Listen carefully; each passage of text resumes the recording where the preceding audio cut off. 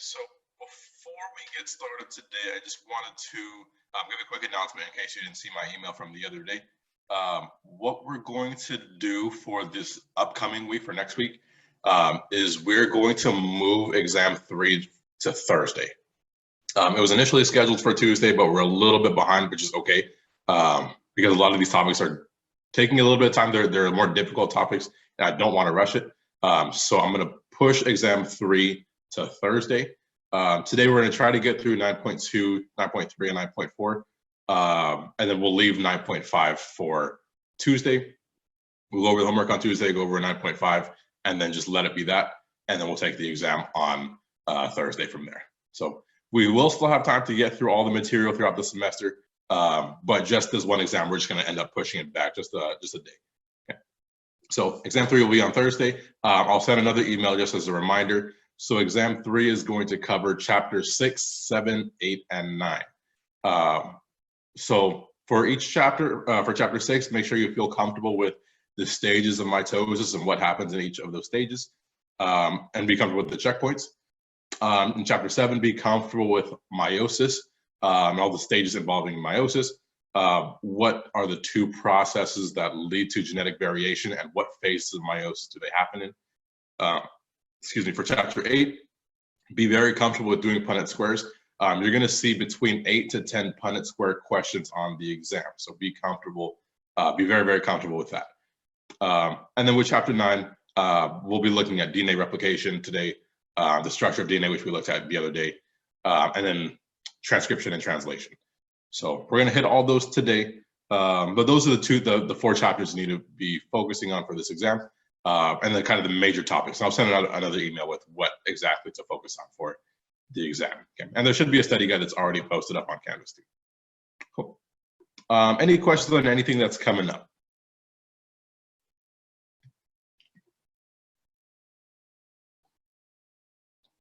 Okay. So if not, we will go ahead and jump into chapter 9.2. Okay.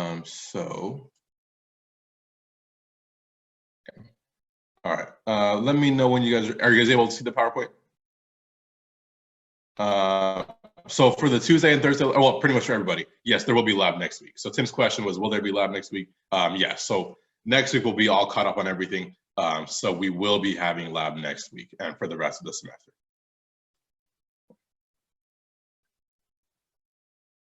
All right, good question. Any other questions here?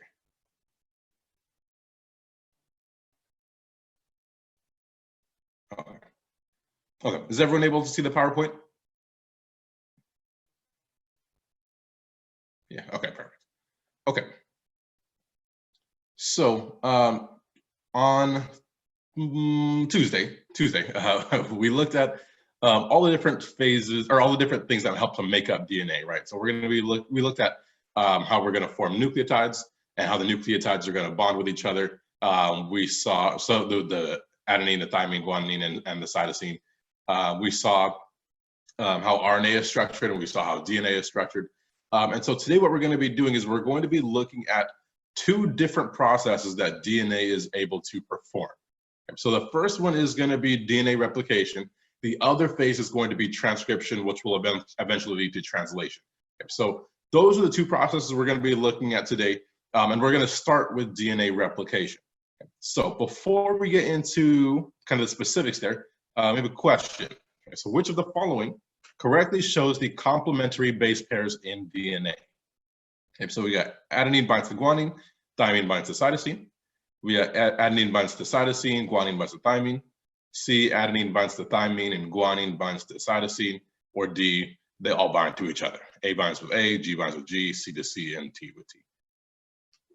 Perfect. Yeah, so everyone's saying C, and that is exactly right. So adenines will bond with thymines. Guanines are always going to bind with cytosines. Okay, so perfect. Good. Okay, next question. So kind of thinking back to chapter 6, which phase of the cell cycle does DNA replication take place in? Does it happen in G1, S phase, G2, or metaphase? Going back a few weeks here.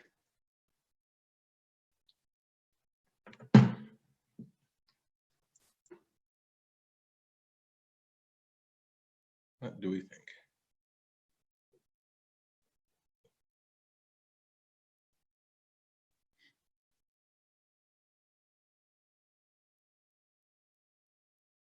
Anybody have an idea? So Paul's saying D. D is not correct.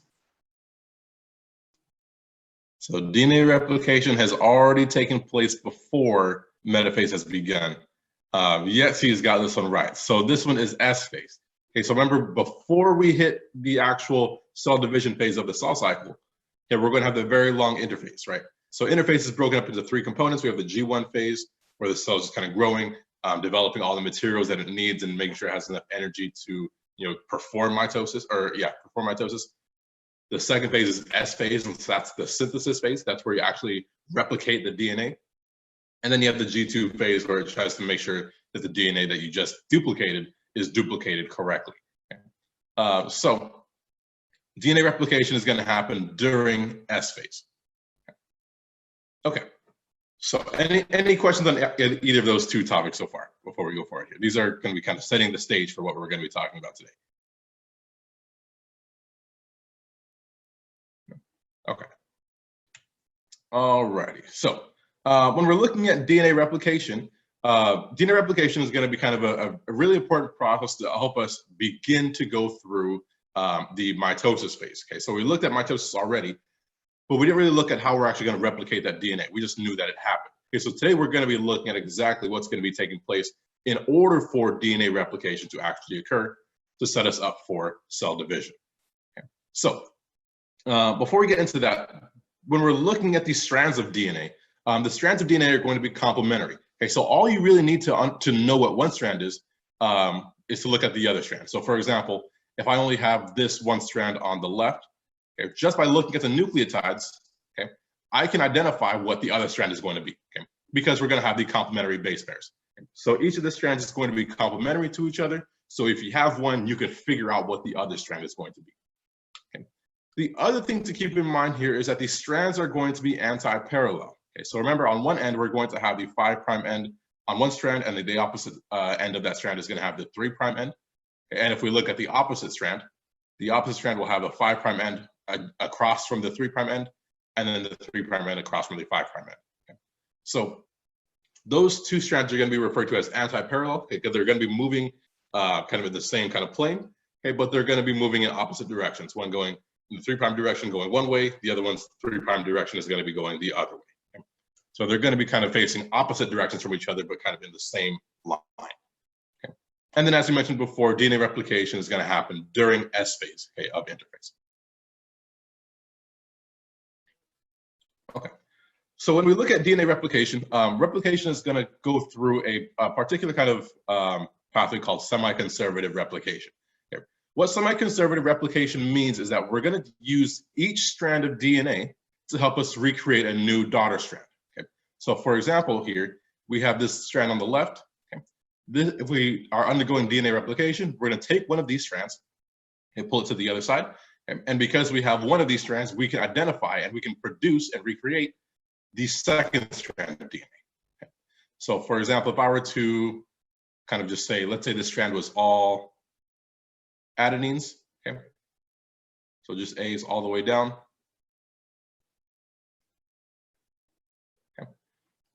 Then we know this side has to be all thymines, okay, just as a brief example here.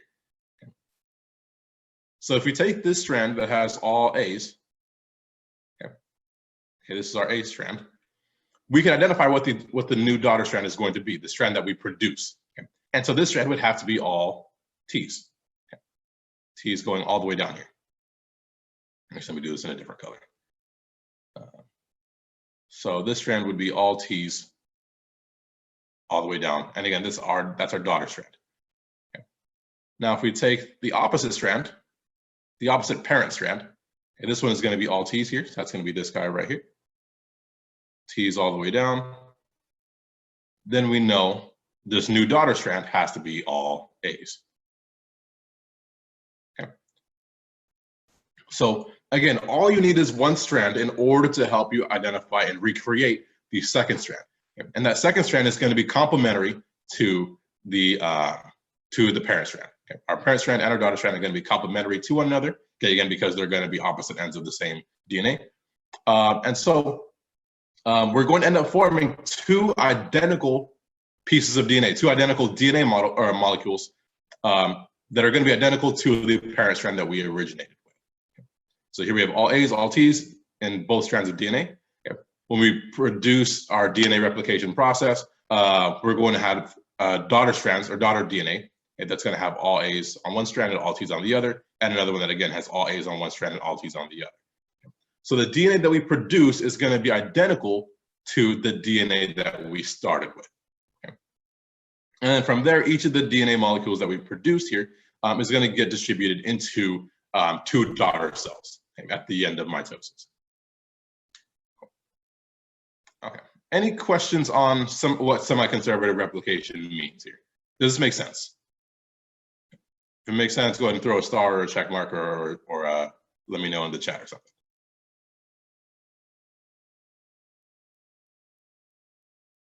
Okay, cool. All right, beautiful. Okay, so that's how DNA replication will work, and we're essentially going to be forming the same strands of DNA, or the identical strands of DNA from what we originated with. Okay, that's the plan. Okay. So that is the goal of DNA replication. So what we're going to be doing now is we're going to look at the 3 stages of DNA replication in order to see what exactly happens. Okay. And so DNA replication is going to happen in 3 stages. We're going to have an initiation stage, an elongation stage, and then a termination stage. And for all of DNA replication, there's going to be multiple different enzymes and proteins that need to be involved. Okay, we're going to go over a few of them, like the most important ones, but just keep in mind there's going to be a lot of other enzymes that are going to be involved with this process. Okay, so this is what DNA replication looks like. And I know just by looking at it, this is a very, very ugly diagram. But I actually like this diagram because it kind of shows all the different parts that are going to be happening.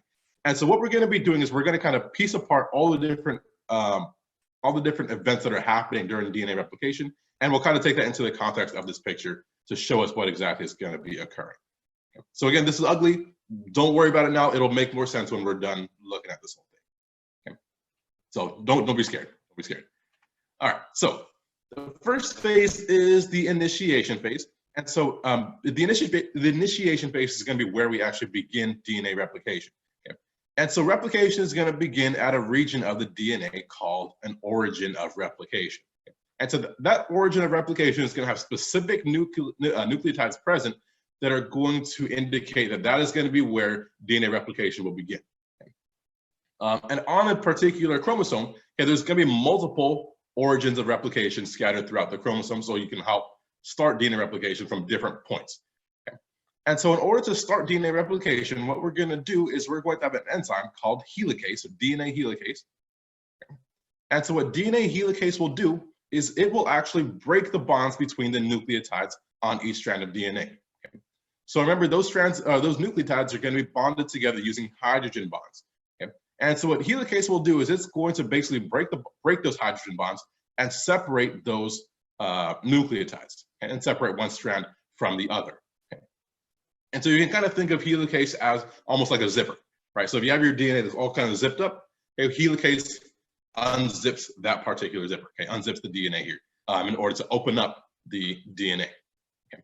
And so when DNA helicase opens up the DNA molecule, once it kind of breaks those bonds, it's going to create a structure called a replication fork. Okay. So a replication fork is going to be where it's going to be kind of a Y-shaped structure of the DNA that happens whenever a DNA helicase begins acting. Okay, and so here we're going to see our DNA that's all kind of bound together. But as DNA helicase comes in, it's going to be breaking each strand into individual strands here. Okay, so we're going to have one strand over on one side, another strand here on the other. Okay. So that's all that's happening during the initiation phase. Okay, we have an origin of replication, and then DNA helicase is going to come in and start separating the two strands by breaking the bonds between the nucleotides on either strand of DNA. And that's going to create a replication fork. Okay. Any questions on initiation? Does this make sense?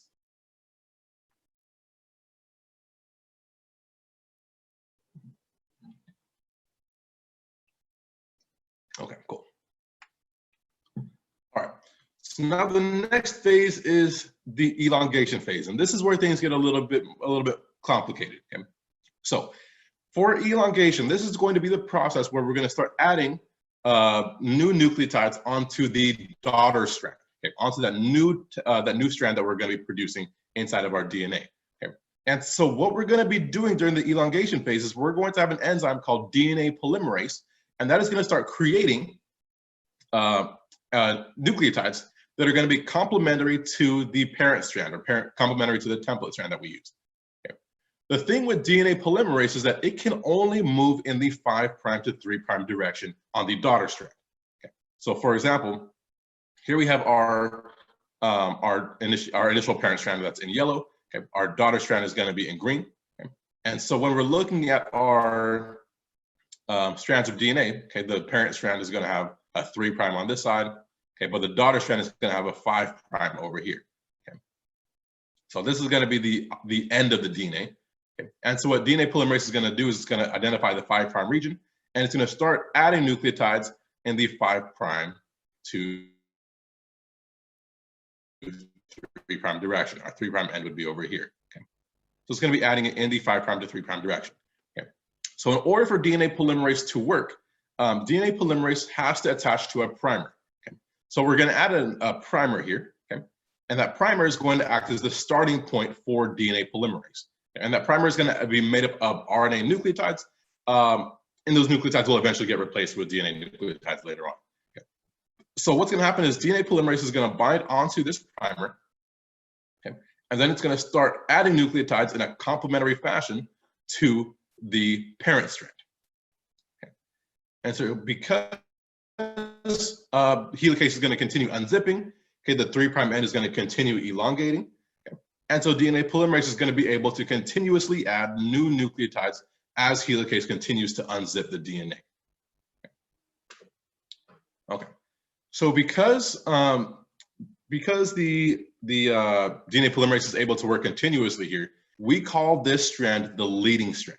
The leading strand because it's going to be the one that's going to be able to be synthesized continuously, okay, without stopping.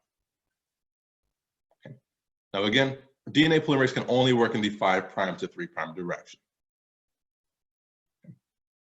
Okay, so that's kind of half of the DNA, the elongation phase. Okay, does this part make sense? Because it's going to get a little bit more complicated as we go forward on the next slide here. Any questions on this one? If it makes sense, go ahead and throw a check mark or a star or something. Let me know.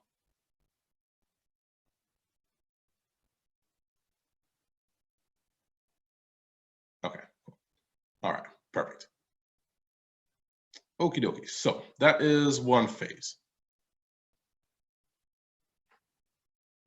Actually, let me clear this real quick. Okay, so this is what what it would look like over here. So back to our original diagram, here we have our 3' end of the parent DNA, our 5' end of the new daughter DNA strand.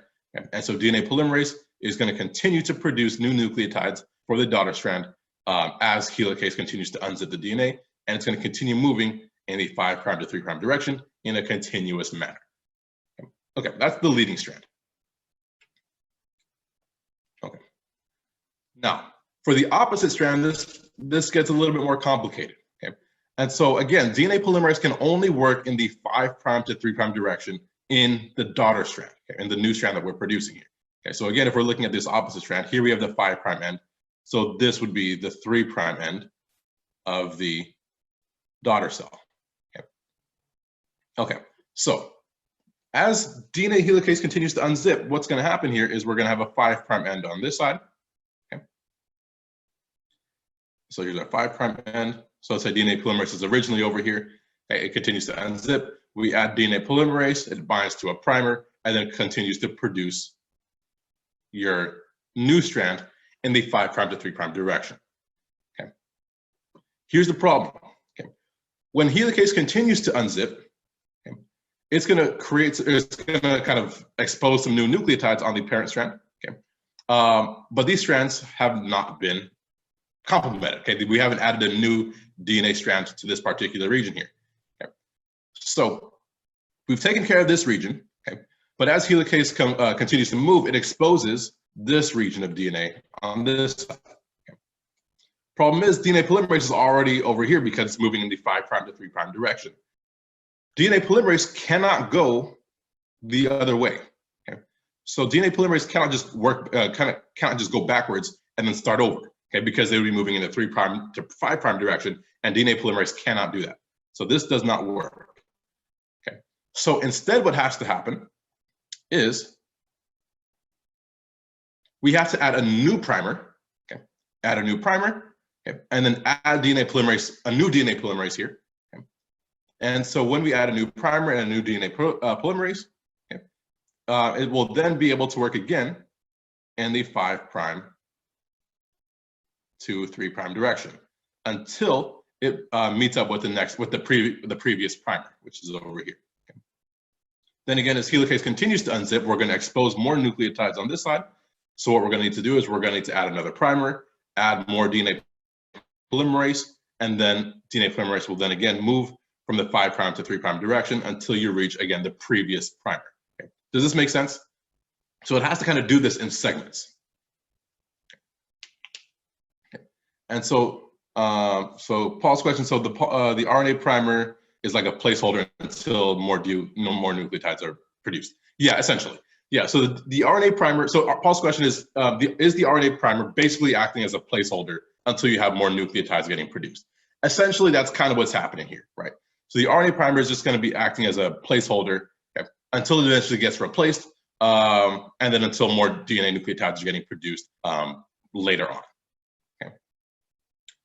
So because this strand has to be produced in segments, we call these segments Okazaki fragments. Okay? So the Okazaki fragments are going to be short pieces of DNA that are going to be produced in segments. And so because it occurs in segments, we call this the lagging strand. Okay? So the leading strand is going to be where we have DNA polymerase getting or adding more nucleotides continuously. The lagging strand is going to be where we have to produce our nucleotides in segments, because again, we're moving in the 5' to 3' direction, okay, but we're exposing our more nucleotides on the 5' end.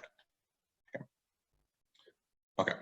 So yeah, so we're adding primer, we're adding DNA polymerase, produce more nucleotides, expose some more. So we need to add another primer, add more DNA nucleotide, or add a DNA polymerase, add more nucleotides, and you continue going through that process over and over and over again until you complete the replication process. And so in the gaps between each individual Okazaki fragments, okay, obviously we don't want gaps in our DNA. We don't want like physical spaces between nucleotides in our DNA. Okay, so what we're going to do is we're going to have another enzyme called DNA ligase. Okay? And so what DNA ligase will do is it'll basically seal the two Okazaki fragments together. Okay. Does this make sense? Is there any questions on this one? This is the more complicated part of DNA replication here. Again, if it makes sense, go ahead and throw a star, check mark, or say something so I have an idea how we're doing here. Yeah, okay. Okay, dokie. All right, so glad this makes sense here. Okay, so again, we have the leading strand, and then we have the lagging strand. Okay. All right, so this is what this is just kind of another picture to kind of show what this process would look like here. And so, again, here we're looking at our parent DNA strand, and then on one side of the other parent DNA strand on the other. Okay. And so what we're going to be doing is we're going to have our 3' end of the parent DNA. So we're going to have the 5' end on the opposite strand over here. Okay. And so this would be our leading strand because DNA polymerase is going to be able to move in the 5' to 3' direction. Let me draw this in another color. Okay. So it's going to be able to add those DNA nucleotides in the 5' to 3' direction over here. Okay. As helicase continues to unzip our DNA. Okay. In the opposite strand here, we have our 3' end. So our 5' end would be over here. Okay. So this would be the 5' end of the daughter strand. Okay. And so DNA polymerase is going to work in the 5' to 3' direction to produce those new DNA nucleotides on the new daughter strand. Okay. But as helicase continues to unzip, okay, now we end up with more nucleotides over here on the 5' end. Okay. Here's our 3' end over here.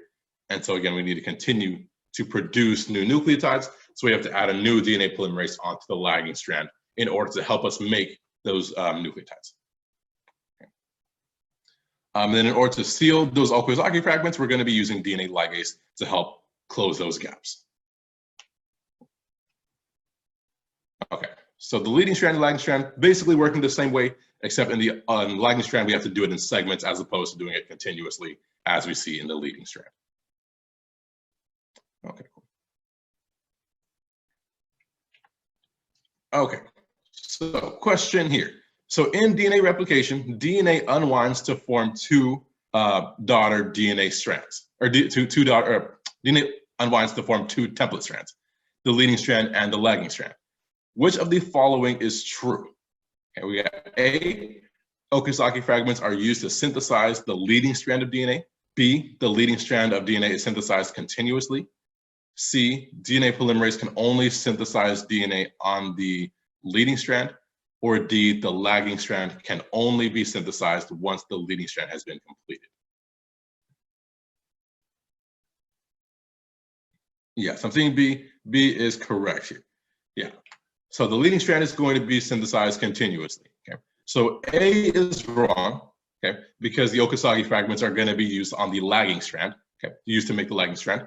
Okay. C is incorrect because DNA polymerase is going to be acting on both the leading strand and the lagging strand. Okay.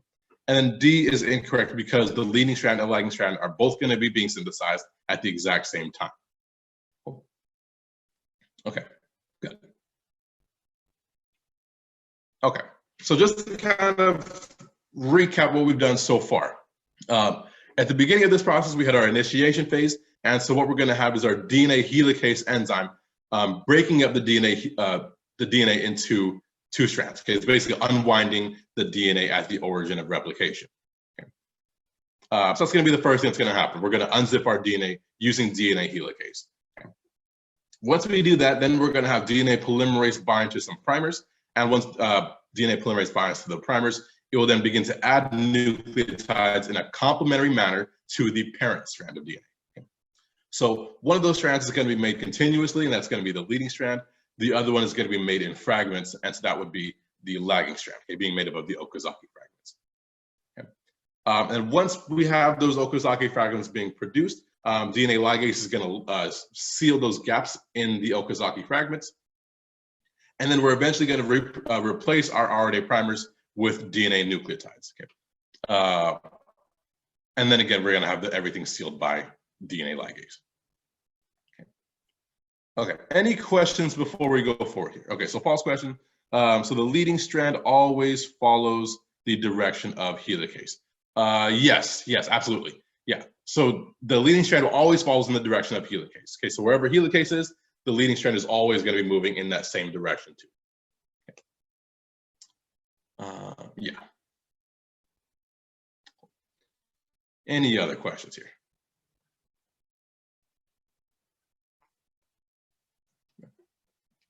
Okay, cool. All right. Okay, so another question. So there are several enzymes involved in DNA replication. Which of the following correctly matches its enzyme to the function? Okay, so we got A, DNA polymerase opens up the DNA at the replication fork. B, helicase protects the telomeres of the chromosomes from eroding. Or C, DNA ligase seals the gaps between DNA fragments. Which one is correct?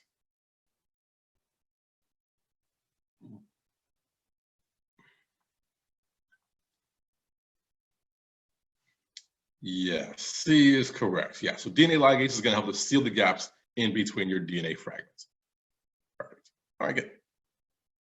Okay, so that's how DNA replication works in eukaryotes. Okay. In prokaryotes, this process is a lot faster because prokaryotic DNA has a smaller genome and the DNA is circular. Okay. And so for that reason, it's able to happen a lot faster.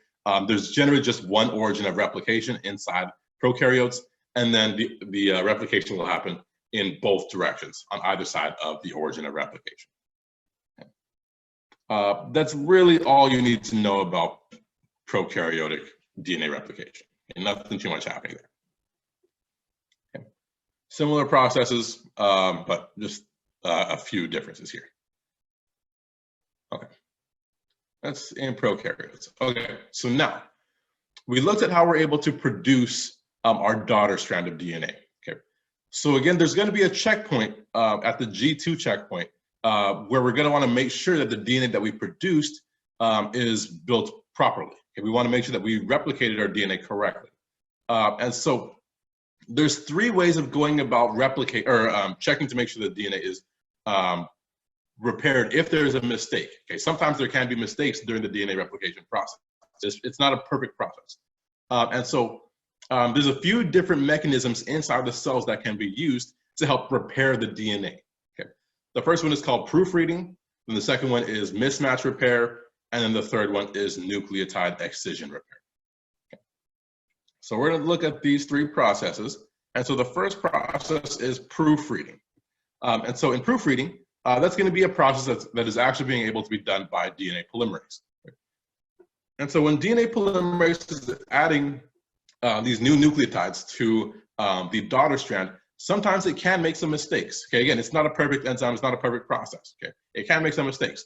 And so when it's adding its bases, when it's adding those nucleotide bases onto that strand, and some of them are going to be done correctly, but other ones may be done incorrectly. So for example, here we have an A with a G. Okay, this is an incorrect pairing here. And so what it'll notice, it'll say, okay, this bonding is not happening correctly. Let me go back and see what I did wrong. And so it's basically going to proofread its error. Okay. So it's going to say, oh, we had an A on the parent strand. This should be a T. Let's pull out this G nucleotide, pull it out completely, and then replace it with the correct nucleotide. Okay. It's almost like hitting the backspace button if you accidentally type something incorrectly and then adding the correct letter in. Okay. That's basically what DNA polymerase is going to be doing. So it's going to be able to do this process as it's replicating the DNA. Okay. Okay. So for example, here we've got some G's and T's, and it's just going to continue replicating the DNA. Okay. Once we see a problem, you replace that particular base, pull it out completely, add the correct one in, and then continue with your replication process. Okay, so it's basically like hitting the backspace and then fixing your error and then continuing typing your essay or whatever it is you're typing. Okay. And so most of the mistakes are going to be corrected using the proofreading mechanism, okay, by DNA polymerase. Okay. So that is the first mechanism, okay, just proofreading by DNA polymerase. Now, if DNA polymerase does not catch its mistake, okay, then we end up with with nucleotides that are mismatched. Okay? And so that's going to be where we end up with the second type of repair mechanism called mismatch repair mechanisms. Okay? And so in mismatch repair, basically, like I said, the DNA polymerase doesn't recognize that it made a mistake. And so we have a bunch of other enzymes that are involved with this process. And so what they'll do is, well, again, they'll look to see where the error is. And so here, for example, we have a G across from a T, okay? A G in the parent strand and then a T in the daughter strand, which again, should not be paired up together. And so what the mismatch repair mechanisms will do is they'll replace that T, okay? They'll remove that incorrectly matched nucleotide on the daughter strand, can remove it altogether, and then replace it with the correct nucleotide. So it's going to work similarly to proofreading, except in mismatch repair, you're using a different set of enzymes than DNA polymerase. Okay. Basically, the same thing is happening. We're just using a different set of enzymes, and this is happening after DNA replication has already been completed. Okay. Okay. So that is mismatch repair. Okay. So again, you just replace the incorrectly matched nucleotide with the correct one. Then we have our third type of nucleotide, the third type of DNA repair, and that is called nucleotide excision repair. Okay. So in nucleotide excision repair, what we see is we have our double strand of DNA. Okay. But what can happen is we see a mismatch of the bonding between two nucleotides. Okay. So here, for example, here we have our nucleotides that are bonded to each other as opposed to bonded with the parent strand over here. And so in order to repair this, and I'll show you a more clear picture on the next slide that kind of shows what this does. In order to repair this, what these enzymes in the, that are involved in DNA, or let me backtrack.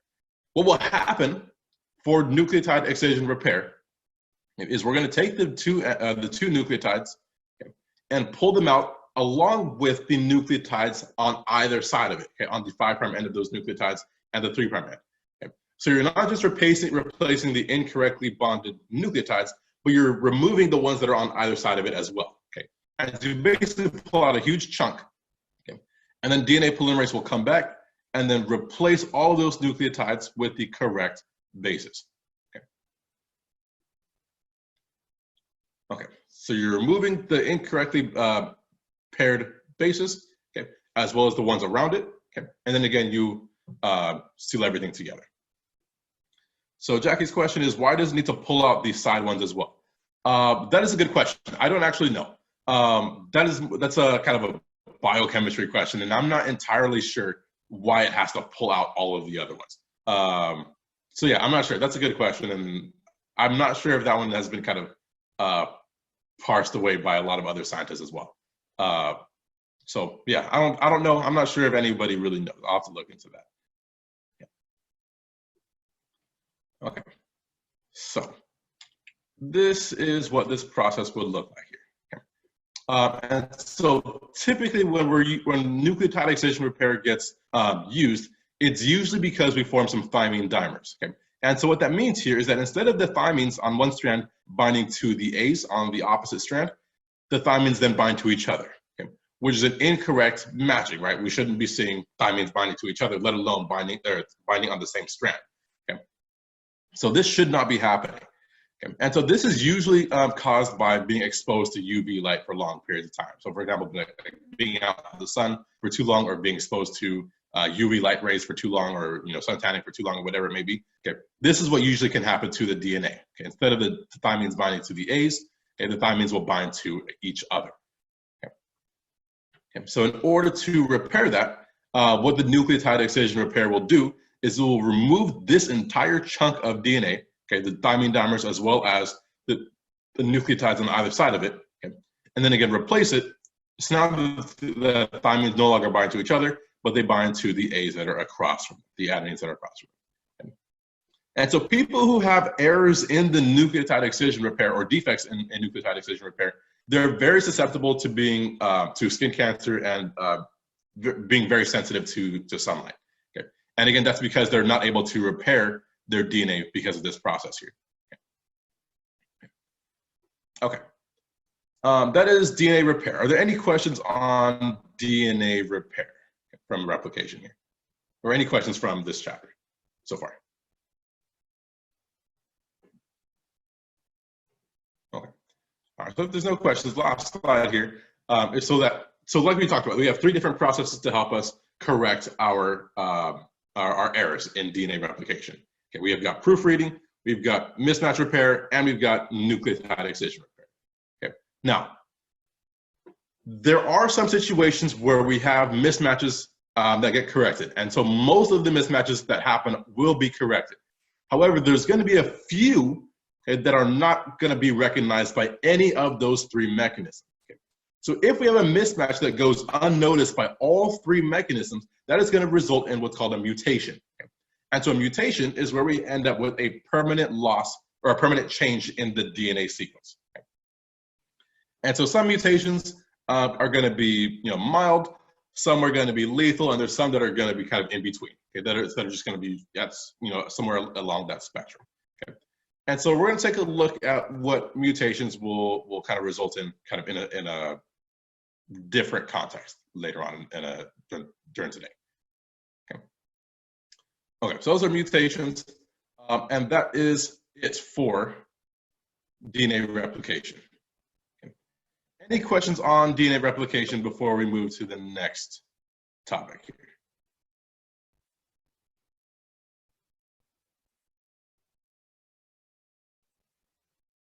Okay. All right, cool. So if there's no questions, that is going to bring us to chapter 9.3 and 9.4, which is transcription and translation. Okay. So is everyone able to see the new PowerPoint, transcription and translation?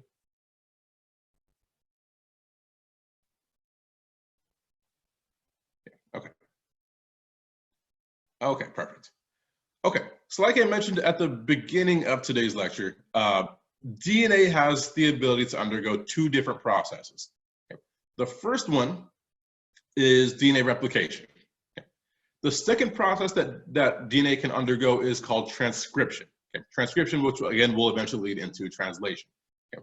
And so this is something that we've already seen in lab, and so we're going to kind of piece this apart in a little bit more detail today. And so we're going to be looking at transcription and translation. Okay. So when we first introduced DNA a few weeks ago, I kind of introduced it as DNA being kind of like a really big instruction manual. Okay. And so that instruction manual is going to be used to help us produce some kind of product. Okay. In the case of DNA, DNA's instruction manual or the instruction manual that makes up DNA, okay, is going to be used to help us make proteins. Okay. The problem with DNA is it's a very large, very thick instruction manual because it has a lot of stuff that we don't necessarily need right now, okay, or that's not necessarily relevant. Okay. And so what we want to do is we want to take that DNA, okay, and we want to shorten it, and we want to make it more concise and more direct, okay, and make it into a more direct, concise, shorter instruction manual. Okay. Once we have that more direct, concise instruction manual, then we can produce our protein more effectively. Okay. And so the whole role of DNA, like I said, is to help us produce proteins. Okay. But in order to do that, we need to shorten that message and shorten that instruction manual to help us do that. Okay. So that is going to be where transcription and translation are going to be coming into play.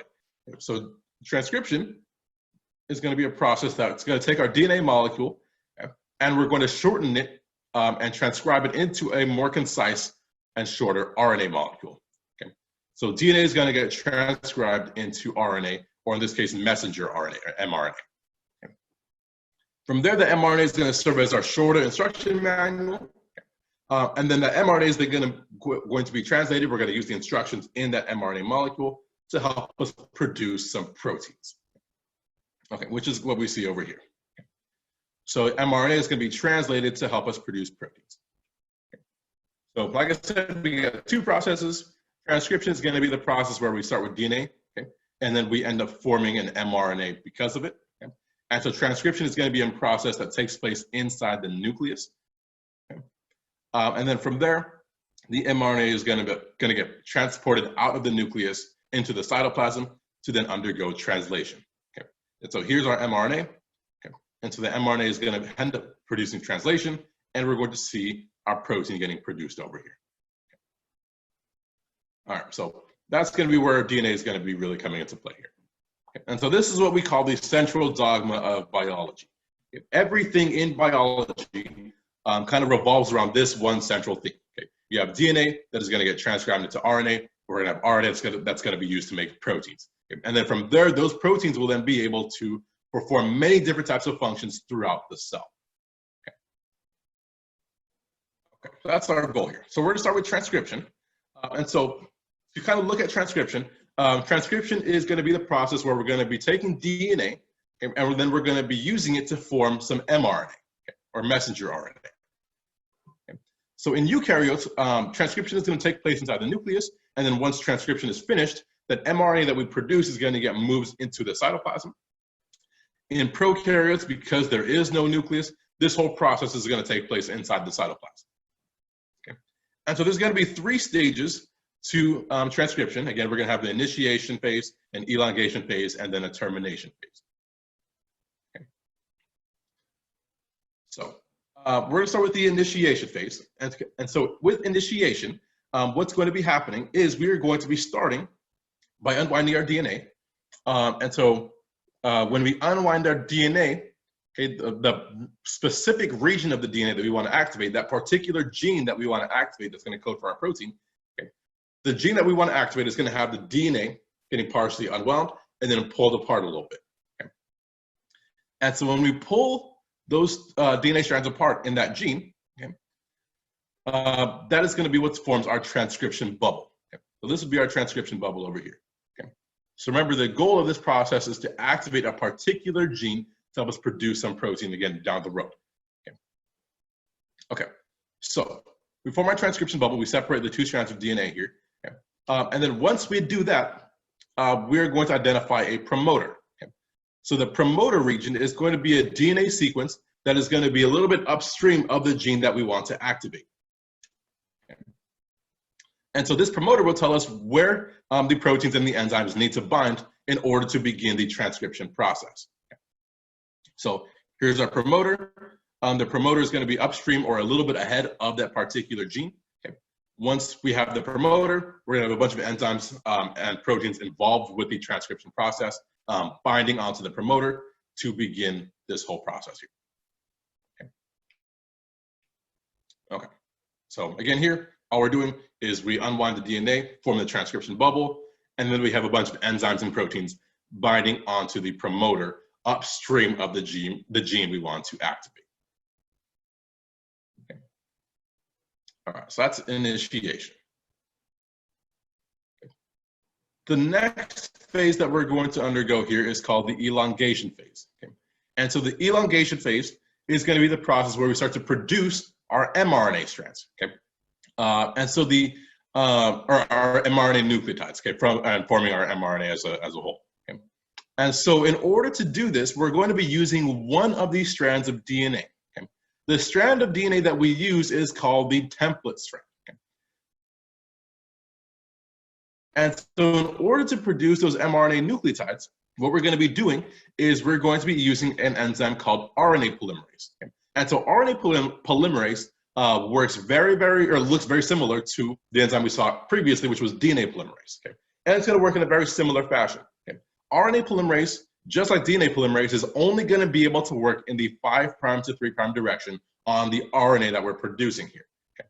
And as it produces those RNA nucleotides, it's going to be producing nucleotides in a complementary manner to the nucleotides on the template strand. Okay? So here we have a C, here we have a G, here we have an A, and here we have a U. Okay, A and a U. Okay, so remember in RNA, we do not have any thymines. Our thymines are replaced with uracils or U's. Okay, and so we're going to be adding nucleotides in a complementary manner to the template strand, okay, of that DNA. Okay. So when we're looking at the elongation phase, like I've said, we're not going to have any thymines in RNA, and so the thymines end up getting replaced with U's. Okay? So anywhere we would have a T, we don't have a T anymore. We switch that up and we add a U in there, okay, for uracil. Okay? And so the mRNA that we produce here is going to be complementary to the template strand. Okay? So again, here's our template strand running from the 3' to 5' end.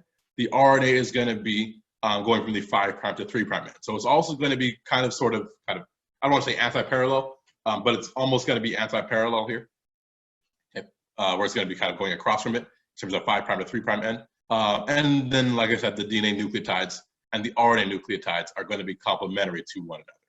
Okay? So for example, here we have a T on the template strand, and so we're going to have an A on the RNA strand. Okay? Here we have an A on the template strand, so we're going to have a U here. That's going to be the complementary base.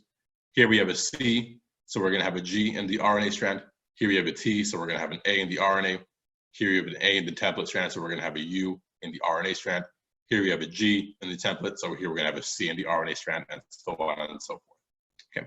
So if we were to kind of complete this particular RNA strand, let's go ahead and kind of complete this process here. Okay. So if we were to continue adding our RNA nucleotides, what would this first nucleotide be in this RNA here? Right, it would be U. Perfect. Okay. The next one, we have a G in the template strand. So what nucleotide should we have in our RNA? C. Perfect. Then here we have a C. So what should we have next? G. Beautiful. Okay. Here we have an A. So what would its complementary base be? A U, perfect. Again, it would be a T, but we don't have any T's in RNA. T's end up getting replaced with U's. Perfect. And here we have a T, so we should have a what? A, perfect. And then the last one, we have a T, so we should have an A. Wonderful. Perfect. So we just completed our RNA nucleotide just right here, our RNA molecule here. Okay. So as we see, like I said again, the RNA strand is going to be complementary to the template strand. Okay. Now, so it's going to be one strand of our DNA in the template strand. Okay, the opposite strand of DNA is called the non-template strand or the coding strand. Okay? So the coding strand is going to be the opposite side of the DNA. So it's also going to be complementary to the template strand, right? They're just two sides of the same DNA molecule. Okay? So the coding strand or the non-template strand is going to be complementary to the template strand. Okay? So if we know that the coding strand is going to be complementary to the template strand and the RNA strand is going to be complementary to the template strand, then that tells us that the RNA and the coding strand have to be almost identical. Okay? So the reason I say almost identical is because, again, in RNA, we're not going to have any T's like we see in the DNA strand. We're going to replace them with U's. Okay? But every other nucleotide should be the same. Okay? So again, for example, here we've got an A and an A, T and U, GG, AA, TU, CC, TU, CC, GG, TU, AA, AA. Okay? So the mRNA that we produce is going to be almost identical to the non-template strand, okay? Or the coding strand. Okay? And both the non-template strand and the RNA strand are both going to be complementary to the template strand. Just making sense so far.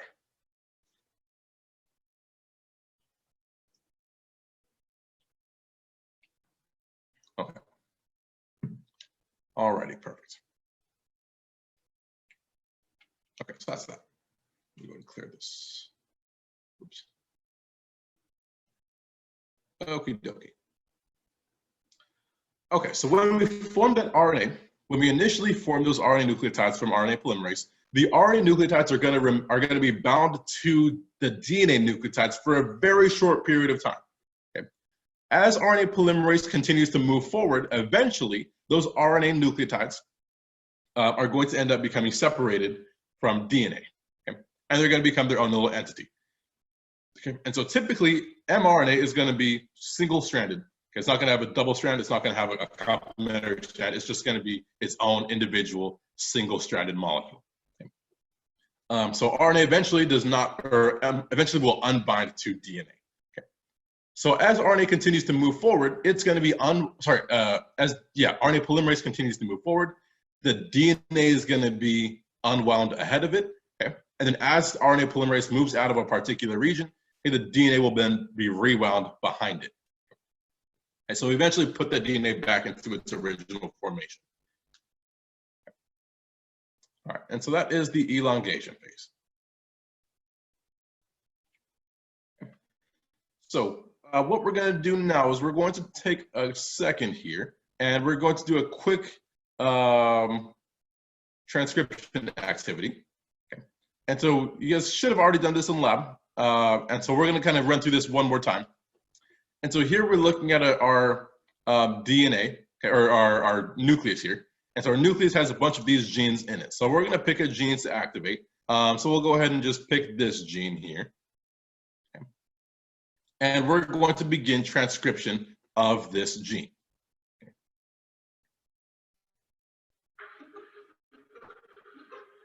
Okay, so I'll just kind of let this thing ride out here. Okay. So what we're going to see is RNA polymerase binding onto DNA. It's going to separate those two strands and then help you begin to undergo the transcription process and form our mRNA. Okay. So for example, here we have a G inside our DNA strand. Okay, so we want to produce some mRNA. Okay. Everyone's able to see the activity, right? Is everyone able to see the activity? Yeah, okay. Okay, right, so here we have a G, so we're gonna be adding a C nucleotide into our mRNA. Perfect. And so here we begin forming our mRNA. Now we have an A, so what would its corresponding nucleotide be in the RNA? Right, we would have U, perfect. Now we have another A, so what should we have for our mRNA? Right, another U, perfect. Here we have a T in the DNA, so the RNA nucleotide should be what? A, perfect. Here we have another T, so what should we have? Another A, perfect. Okay. Here we have an A, so which nucleotide should we have here? A U, perfect. Okay. Here we have a T, so what should we have? We should have an A, good. Okay, then we have another G here. So its corresponding nucleotide would be C. Good, Tim. Okay. Here we have a C. So we should have what? A G. Perfect. Okay. Now we have a T. So we need A. Good. Okay. Here we have an A. So now we need which nucleotide? U. Perfect. Another A. So we need another U. Perfect. Okay. Another A. So we need another, right? Another U. Perfect. Okay. Now we have a C. And so its corresponding nucleotide would be G. Perfect, Kimberly. Here you have an A. So what should we have? A U. Good. Okay. Perfect. All right. So we just formed our mRNA. So I'm gonna go ahead and let this thing do its thing. Okay. So let me kind of go back to our PowerPoint. Okay. So as far as elongation, as far as transcription and elongation, how do we feel okay with transcription so far? Are there any questions we want to tackle before we go forward here? Okay. Okay. Okay. So then that's going to lead us into the termination stage. Okay. So the termination stage is going to happen a little bit differently in prokaryotes versus eukaryotes. Okay. So in prokaryotes, what's going to happen is the RNA polymerase is eventually going to reach a DNA sequence that's going to tell the RNA polymerase to slow down and then release from the DNA strand. And as it releases, it frees up the mRNA product to then go ahead and flow out and do its thing. Okay. So it frees the mRNA product that we've just produced now. It's now ready to go. And what's kind of interesting here about prokaryotes is that by the time termination of transcription has begun, translation has already started. Okay. So transcription and translation in prokaryotes are almost happening simultaneously. Okay. So as soon as we produce an mRNA, we start producing the protein that mRNA is going to be coding for. Okay. That's going to happen in prokaryotes. Okay. So transcription and translation, they're happening at about the same time.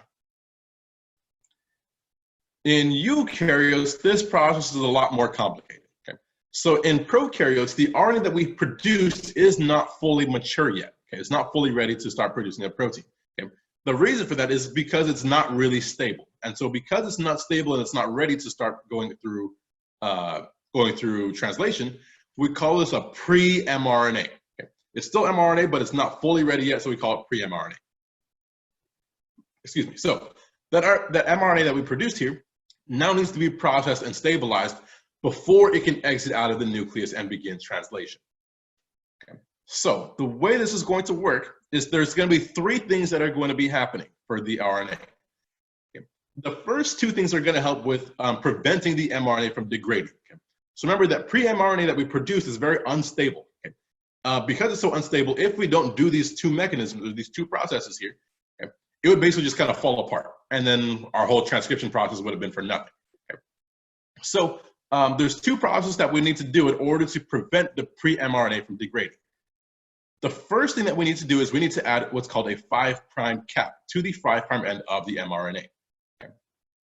Okay. So here's our 5' cap. It's going to be formed by a guanine along with a methyl group and then some phosphates here. And again, we're going to add that to the 5' end of the pre-mRNA. And so that is going to be one process that helps us stabilize the mRNA. Okay. So we're going to add a 5' cap to the 5' end. Okay. On the 3' end, the next thing that we're going to do is we're going to add what's called a poly-A tail. Okay.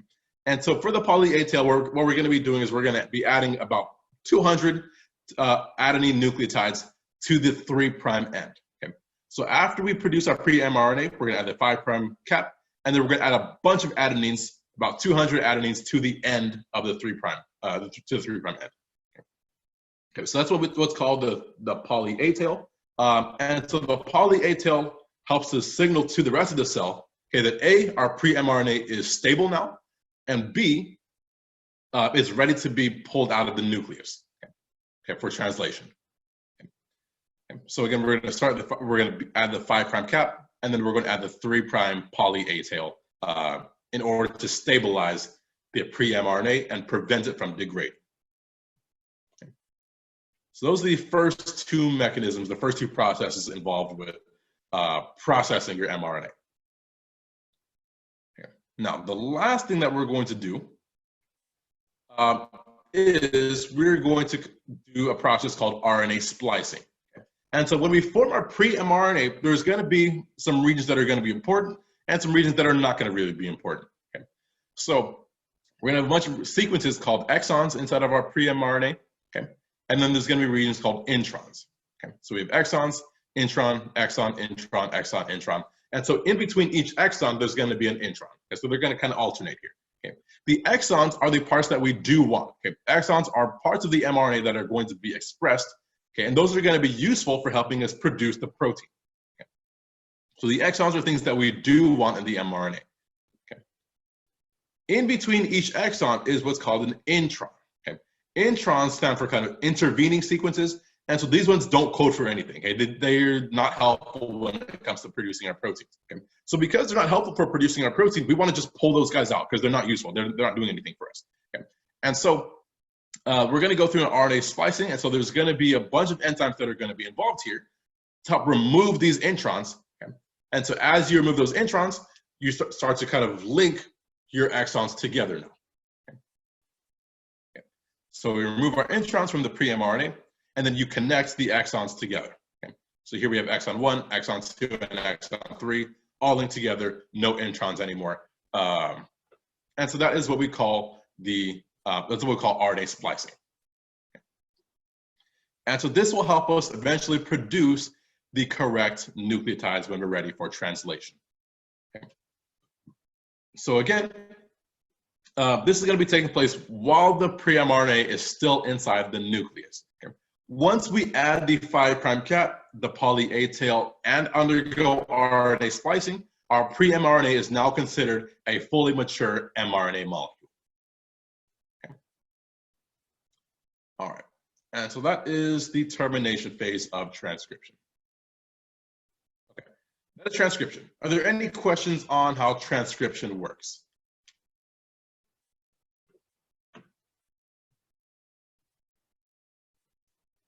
Okay, cool. Is this all making sense so far?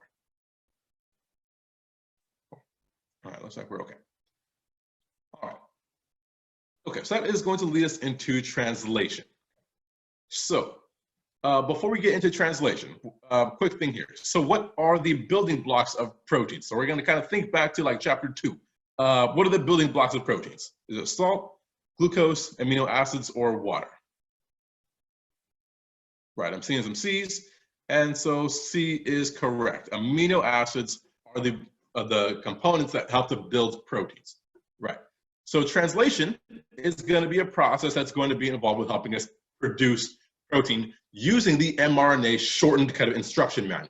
And so when we're looking at translation, there's going to be 3 types of RNA that are going to be involved, and there's really 3 types of RNA that are going to be present anyway. We're going to have our messenger RNA, which we just produced from transcription. Okay. And then we're also going to see some ribosomal RNA, or rRNA. Okay. And then we're going to see transfer RNA, or tRNA. Okay. So all 3 of these RNA molecules is going to play a role in translation. And we'll take a look at that going forward. Okay, so translation is going to be a process where we're going to be taking the mRNA that we just produced from transcription, reading that mRNA code to help us produce a sequence of amino acids. Okay? Those sequences of amino acids are going to get linked together using some covalent bonds, and those are going to help to form our proteins and polypeptides. Okay? Once we form those proteins, they're going to be able to go off throughout the cell and be able to perform a variety of different types of functions. Okay? So that's the goal here. Starting with an mRNA. Okay, we're going to use that mRNA to add a particular amino acid. We're going to add amino acids in a particular sequence and link them all together using covalent bonds. And that will help us to form proteins. Okay. And those proteins will then go on to do other things in the cell. Okay, so for example, we might have some proteins like hemoglobin that are going to be used to help transport oxygen. Okay, we might have some proteins that cause your hair to be curly, or have some proteins that cause your hair to be green as opposed to brown. Okay? And all these proteins are going to be able to do various things throughout the cell. Okay? So that's going to be the game plan here. So this is going to be what happens when we activate a particular gene during transcription. Okay, so in order for translation to take place, there's going to be 4 major kind of players to make this whole process work. Okay, the first one is going to be the mRNA template that we looked at, the mRNA that we just produced from transcription. The ribosomes are going to play a role here. tRNA is going to play a role here, and then enzymes are also going to play a role here. So we looked at mRNA already. The next player we're going to look at are the ribosomes. Okay? Kind of a recap from looking at ribosomes here. So we're going to choose all the correct facts about ribosomes. Okay, so we got A, ribosomes function in glucose synthesis. B, they function in nucleic acid synthesis. Or C, they function in protein synthesis. D, ribosomes are found on the smooth endoplasmic reticulum. E, they're found in the rough ER. And then F, they're found in the Golgi apparatus. Okay. Which ones are true?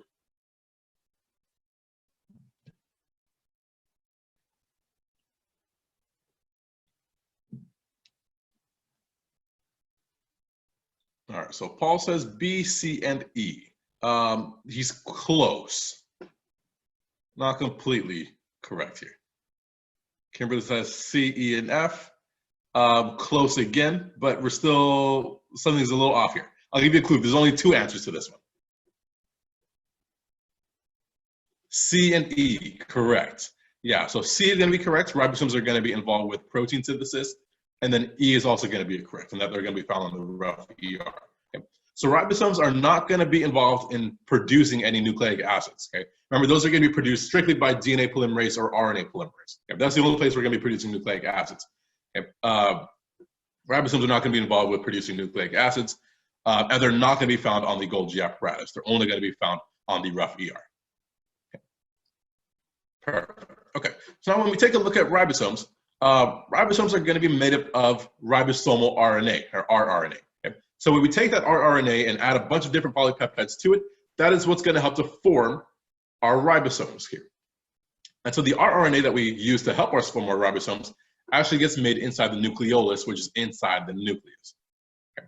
And so in prokaryotes, ribosomes are going to be found just scattered throughout the cytoplasm because they're not going to have a rough endoplasmic reticulum. Okay? In eukaryotes, ribosomes can be found in the rough ER as well as floating throughout the cytoplasm as well. Okay? So it can be found in 1 of 2 places. In prokaryotes, it's just going to be found within the cytoplasm. Okay, so those are ribosomes. So when we look at ribosomes, there's going to be 2 subunits to the ribosomes. There's going to be a small ribosomal subunit, okay? And then we're going to have a large ribosomal subunit. Okay? So the small subunit is responsible for binding onto mRNA during translation. Okay? So when we're ready to produce our protein, the small subunit will bind onto mRNA. Okay? And the large subunit is going to be responsible for binding onto tRNA. Okay? And so tRNA, we'll talk about tRNA in just a second here. Okay? So the small subunit binds to mRNA. The large subunit binds to tRNA. Okay. All right, so that brings us to our 3rd player, which is tRNA. Okay. tRNA stands for transfer RNA. Okay. So it's called transfer RNA because it transfers an amino acid, okay, and brings it into the growing polypeptide. Okay. And that's going to be specifically used for the translation process. So this is going to be how we're actually able to bring amino acids to help us make our polypeptide or make our protein. Okay. In order to do this, there's going to be multiple different tRNA molecules, and each of these tRNA molecules is going to bind onto a particular sequence on the mRNA. Okay. So for example, here we have a GCC on the codon, okay, or a GCC on the mRNA. Okay. The tRNA is going to have a specific sequence here, CGG, that's going to be complementary, and that's going to allow the tRNA to bind onto the mRNA. And so tRNA basically acts as the translator. Okay? It's going to be translating the mRNA code, okay, into a sequence of amino acids. Okay, so that's the goal here. So it's going to be adding amino acids to help you grow your polypeptide. And we'll take a look at how this process will work going forward here. All right, so that is transfer RNA. Okay, so just to kind of recap where we've been so far. Transcription is going to help us produce the mRNA that we're going to be using to produce our amino acid. Okay, so for example, we have our DNA molecule. We have a specific gene on the DNA that we want to activate. So we're going to transcribe that particular gene. Okay. When we transcribe that DNA, we're going to end up forming some mRNA. Okay. And so then from there, once we form our mRNA, the mRNA is going to undergo translation to help you form your protein. Okay. Now, proteins are going to be made up of amino acids, as we've already talked about. Okay. Now, in nature, there's about 20 naturally occurring different types of amino acids. Okay. So there's 20 different types of amino acids that occur in nature. Some proteins can be anywhere from, just 3 amino acids long. Some can be, thousands of amino acids long. Okay? But they're going to be made up of some combination of those 20 amino acids. Okay? So that brings us to the question, how do we know what sequence to bring those amino acids in? Okay, how do we know how to build our protein? Okay, how do we know what amino acid goes when? Okay? That is going to be determined by the mRNA. Okay? So there's going to be some 3 nucleotide sequences here. Okay. And each of these kind of 3 nucleotide sequences on your mRNA is going to be referred to as a codon. Okay. So for example, here we have an AUG. Okay, that's 3 nucleotides. That's a group of 3. Each group of 3 nucleotides is going to comprise 1 codon. Okay. And each codon is going to code for a single amino acid. Okay. So for example, AUG, this is going to be 1 codon. Okay. That's going to give us 1 amino acid. Okay. GUC is going to be another codon. That's going to be another set of 3. That's going to be another codon. Okay. That codon is going to then code for another amino acid. Okay. Here we have AGU. Okay, that's another group of 3. That is going to code for comprise another codon. Okay. And that will give us another amino acid. Okay. So each group of 3 nucleotides on your mRNA, okay, comprises 1 codon. And each codon will code for 1 amino acid. Okay. And so the mRNA sequence will tell us what amino acids are supposed to go when, okay, what the order of the amino acids is supposed to be. Okay. And so the relationship between all the codons and the amino acids is what we refer to as the genetic code. Okay. So again, each codon will code for 1 amino acid here. And so this is what the genetic code looks like. Okay. So the genetic code, it's going to be, you're going to see a bunch of these different codons. There's going to be 64 total combinations of codons here. And each of these codons is going to code for a specific amino acid.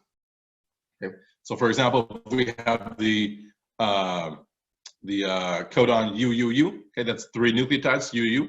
Okay. That is going to code for a specific amino acid, which is phenylalanine, or PAG. Okay. Here we have ACU. That's going to be another codon. Okay, that's going to code for the amino acid threonine, or THR. So each codon is going to code for a specific amino acid. Okay. So in order to begin translation, the first codon that we need to look for is the start codon. Okay. Translation will only begin at the start codon. Okay. The start codon is AUG, okay, which we see over here. Okay. AUG is the start codon, and that codon also corresponds to the amino acid methionine, or MET. Okay. So every single protein is always going to begin with MET or methionine as your first amino acid. Okay. Whether it happens as the first codon, or whether it's some codon in the middle of your polypeptide, okay, AUG will always code for methionine. Okay. And so the start codon tells you where you're going to begin translation. So it's essentially going to start or set your reading frame. Okay. That's going to tell you where exactly translation begins on your mRNA. It doesn't matter if there are already nucleotides before the AUG. Those ones do not matter. Okay? The only one that matters is the AUG and anything that comes after that. Okay? So AUG is the only one that matters here, as far as the starting point. Okay? And we'll do a few examples to kind of make sure that makes sense. So in addition to that, we're also going to have 3 stop codons. Okay? So after we've kind of identified our AUG, identified our start codon, we've gone through a few of the other codons throughout our chain here, we're eventually going to reach one of 3 stop codons. Okay. These stop codons are going to tell you when translation is done, okay, when you're done with translation. Okay. So those three stop codons are UAA, UAG, or UGA. Okay. So you kind of remember that with the mnemonic UROA, okay, UAA, UAG is you are gone, or UGA, you go away. Okay. And so when the ribosome reaches the stop codon, it breaks apart, dissociates, and then translation is completed. Okay. The thing about these stop codons is they do not code for any amino acids. Okay. So once you reach the stop codon, whatever amino acid you had before the stop codon, okay, becomes the last amino acid in your polypeptide chain. Okay. So these ones do not code for any amino acids here. Okay. So this is just a table that kind of shows all the names of the amino acids as well as their three-letter abbreviations over here. So here we have SCR, which is serine, and we see that over here. GLI is glycine, which is over here, and so on and so forth. Okay. So that's going to bring us to our translation activity. So we're going to go ahead and go back up to, actually, I'm going to come back to this in a second. We're going to stay with the translation activity. We'll come back to it later. That's the game plan. That's kind of how translation is going to be working. We're going to be starting at the AUG, okay, and then we're going to end at the one of these stop codons. Okay. And so translation is going to again be done in three stages: okay, initiation, elongation, and termination. And this is going to happen pretty much the same way in prokaryotes as it does in eukaryotes. Okay. So for initiation. In initiation, what we're going to do is we're going to start adding all the components that are going to be necessary to begin translation. Okay, so we're going to form what's called an initiation complex. Okay. So form the initiation complex, what we need is the small ribosomal subunit. Okay. We're going to need the mRNA that we produce from transcription, okay, the mRNA template. We're going to need some initiation factors, which are just enzymes involved with this process. And then we're going to need an initiator tRNA. That tRNA is always going to have the codon, or is always going to interact with the start codon, okay, the AUG. Okay. So AUG would always be over here. tRNA is always going to bind on, or the initiator tRNA will always bind to AUG, and it will always bring the amino acid methionine, MET. Okay. So that is the initiation stage. All we're doing is just we're bringing in all of the players to begin this process. The next thing that we're going to do is we're going to undergo elongation. Okay? And so after we form the initiation complex, the next thing that we're going to do is we're going to add the large subunit to the mix, okay? The large ribosomal subunit. Okay? And so when we look at the large ribosomal subunit, there's going to be three main compartments. There's going to be an A site, a P site, and then an E site. Okay?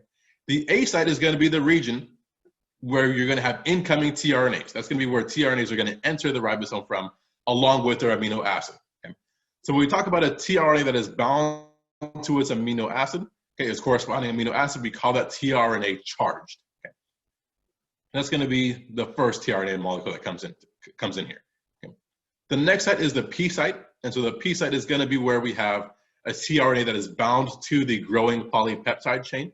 Okay? But it hasn't yet unbound from the tRNA, hasn't yet separated from the tRNA itself. Okay? And then we have the E site. Okay? And so the E site is where the tRNA gets kicked out of the ribosome from. Okay? So when the tRNA releases from its amino acid, it will move into the E site. And when it moves into the E site, it's now considered uncharged because, again, it's no longer bound to its tRNA. Okay, it moves into the E site, and that's going to be where it exits from the ribosome, okay, to eventually become recharged and then start the whole process all over again. Okay, so when we're looking at a tRNA, the tRNA is going to be able to bind onto mRNA. Okay? The reason tRNA is able to bind onto mRNA is because it's going to have a region called an anticodon. Okay? The anticodon has nucleotides that are complementary to each individual codon on the mRNA. Okay? So for example, this codon on this mRNA is going to have a GCC. Okay? So the corresponding anticodon on tRNA would be CGG. Okay? And so for that reason, they're going to be complementary to each other, and that's going to allow the tRNA to be able to bind onto the codon and bring the correct amino acid to the polypeptide chain. Okay. So there's multiple different tRNA molecules with multiple different anticodons, and each anticodon is going to be able to bind to specific codons on the mRNA.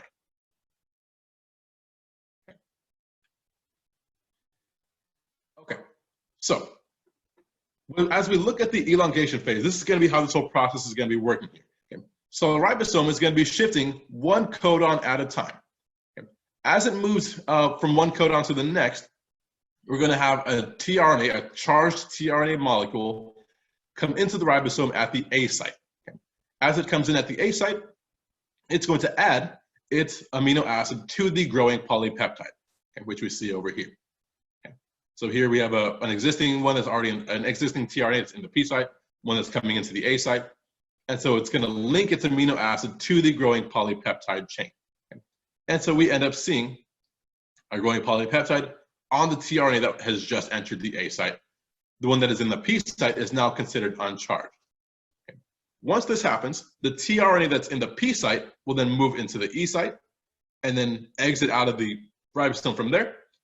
The one that's in the A site will then move into the P site, okay, take its place, and then begin this whole process over again with another tRNA entering in at the A site. Okay. And again, this process will go over and over and over and over and over again until you eventually reach one of these stop codons. Okay. So just to kind of show bigger pictures of this, and kind of go through this one more time. Okay. Again, here we're going to have a ribosome with a tRNA that's in the P site, okay, with a polypeptide chain that's already kind of growing here. Okay. We're going to have a new tRNA that's going to enter into the ribosome at the A site. Once it enters in, it's going to link its amino acid to the growing polypeptide chain here. Okay. The links, okay. The one that's in the P site is now considered uncharged. The one that's in the A site now has the growing polypeptide chain. Okay. So then from there, the tRNA that's in the P site will then move to the E site and then exit out. The one that was in the A site will then enter the P site. Okay. And then again, you wait for the next tRNA to come in as the ribosome moves to the next codon. So that's that. Okay, any questions on how elongation works?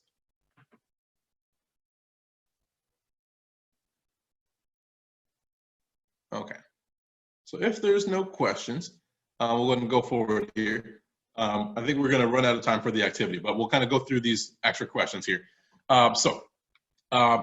have an RNA sequence, AUG, CCG, AAA, CGU. Okay, so which of the following statements describes how the RNA sequence specifies the production of an amino acid chain? Okay, so we got A, each set of 3 bases codes for a single amino acid.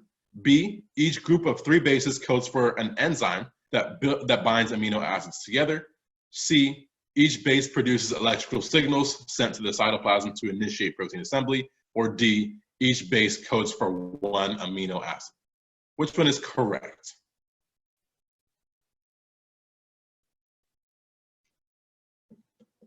So Kimberly says A, and A is in fact correct, right? So each set of 3 bases is going to code for a single amino acid. So remember, each set of 3 bases is going to code for 1 codon, okay? And 1 codon is going to code for a single amino acid. Okay? So kind of by extrapolation there, 3 bases is going to code for a single amino acid.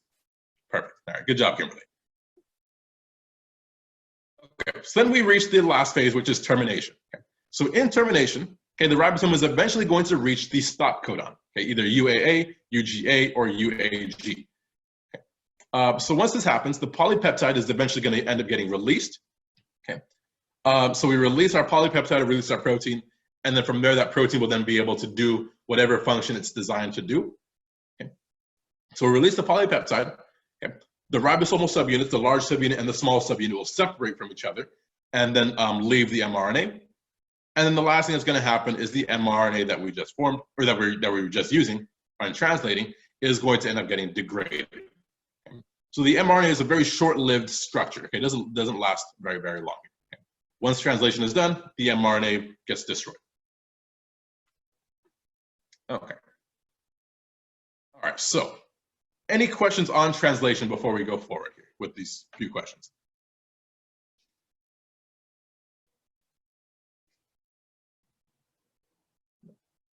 All right, cool. Okay, so question here. So we have an RNA sequence is 12 bases long. What is the maximum number of amino acids that can be coded for by this sequence? Okay. We have 12, 3, 4, 6, or 36. What's the maximum number that we can have? Right, the answer is going to be 4. Right, so if we have 12 bases, 12 bases are going to be divided up into 3 nucleotide segments. So we're going to have a total of those 4 codons. And so all 4 codons will produce 4 amino acids. Perfect. Okay, next question. So we have a deletion mutation that occurs resulting in a sequence, or that should be a RNA sequence, an RNA sequence that is 11 bases long. Okay, so what is the maximum number of amino acids that can be coded for by this sequence?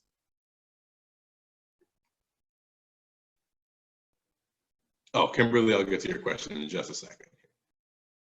But in this case, what's the maximum number of amino acids that we could get? Yeah, it would be 3. Right, again, because if you only have 11 bases, you're going to have one set of 3, another set of 3, another set of 3. That'll give you 3 total amino acids.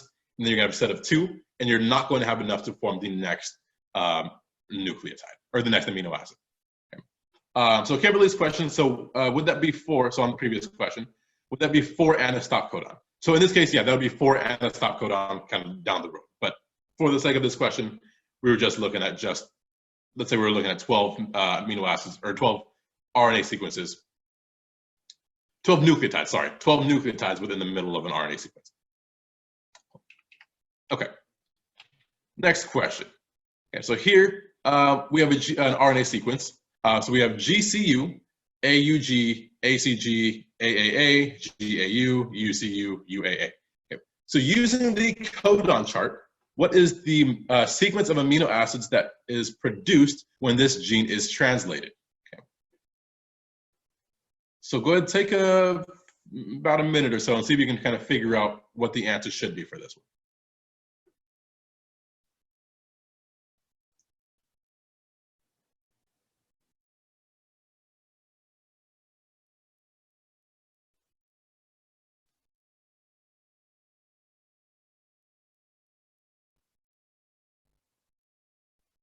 So Josie says A. Anyone else have an answer? Anyone agree or anyone disagree?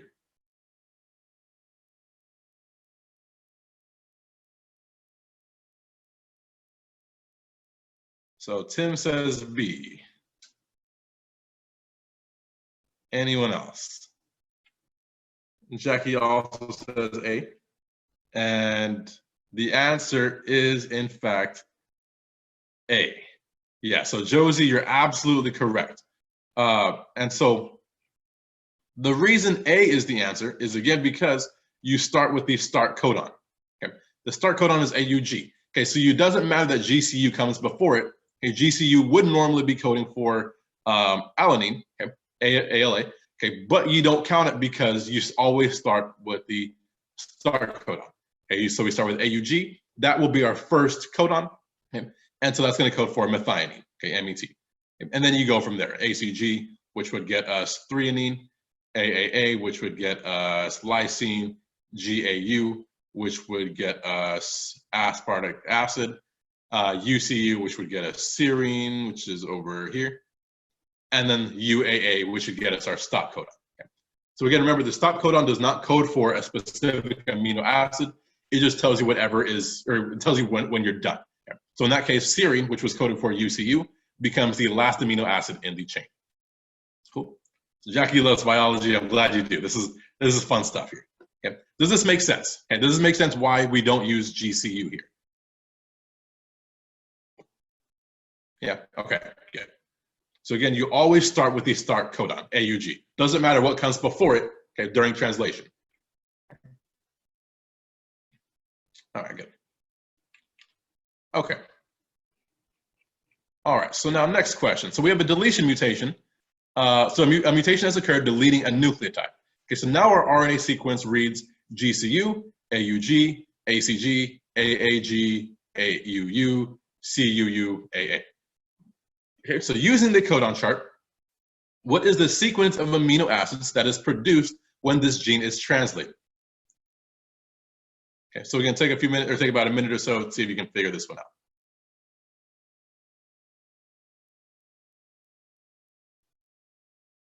All right, so Jackie says C. So we have, anyone agree? Anyone disagree? All right, so I'm seeing a lot of C's, and so C would in fact be correct. Whoops. Yeah, so C would be correct. And so here we end up with AUG, which would give us a methionine, ACG, which would give us threonine, AAG, which would get us, where is it at? AAG would be lysine, AUU would be isoleucine, and then CUU, which would get us leucine. Okay. So you can see that just by deleting one nucleotide from what we saw previously, we're getting a whole different amino acid sequence. Okay.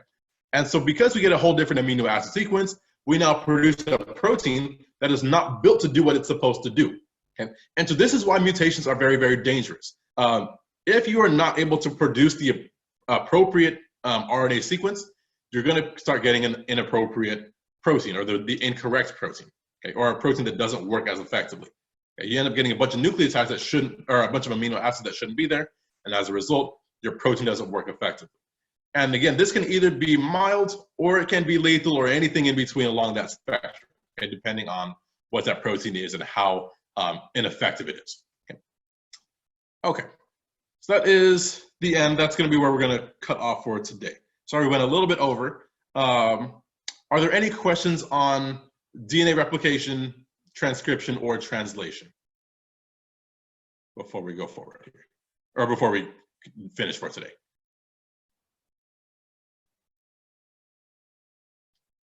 Okay. So if there are no questions, just as a reminder, make sure you do the classwork. So I'll publish the classwork that should be available to you in the next few minutes. Make sure you complete the homework. And so the homework will be due on Tuesday. This upcoming Tuesday, we're going to go over the homework, and then we'll go through chapter 9.5, and then exam 3 will be on Thursday. Okay, so exam 3 will be on Thursday. Tuesday, we'll have a very short lecture. Thursday, we'll have the exam that covers chapter 6 through chapter 9. Okay. And then if you're in the Thursday labs, there's no lab for today. So you guys are just welcome to have just a very good weekend. Cool. If there's no questions, you guys are free to go. And then I will talk to you guys over the weekend. So Paul's question, how will the exam be taken? The exam will be done on Canvas just like the previous exam was. Yeah. Okay. All right, so you guys are free to go. Have a good day, and I will see you guys next week.